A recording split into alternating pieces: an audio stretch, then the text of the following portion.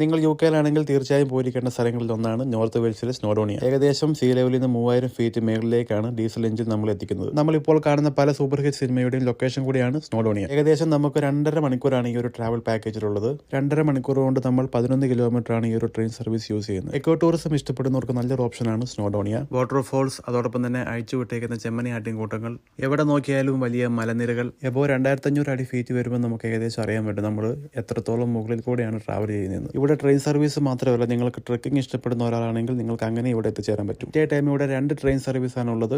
Train up and down pass ചെയ്യാൻ വേണ്ടി ഒരു ചെറിയ സ്റ്റേഷനും ഇവിടെയുണ്ട്. നമ്മൾ ട്രാവൽ ചെയ്യുന്ന ഓരോ നിമിഷവും നമുക്ക് ശരിക്കും ഫീൽ ചെയ്യാൻ പറ്റും. അറ്റ്ലാസ് നമുക്ക് ഈ കാണുന്ന അടിപൊളി വ്യൂ നമുക്ക് കാണാൻ പറ്റും. ഏകദേശം 3500 ഫീറ്റ് എബോവ് ആണ് നമ്മളിപ്പോൾ ഉള്ളത്. ഫാമിലി ആയിട്ടും ഫ്രണ്ട്സ് ആയിട്ടും പോകാൻ പറ്റിയ ഒരു ഡെസ്റ്റിനേഷൻ ആണ് സ്നോഡോണിയ.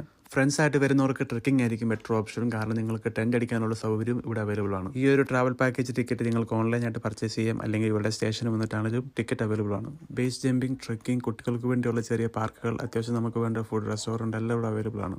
നിങ്ങൾ യുകെയിലാണെങ്കിൽ തീർച്ചയായിട്ടും വന്നിട്ട് ഈ ഒരു ട്രെയിൻ ട്രാവൽ എക്സ്പീരിയൻസ് ചെയ്യാം.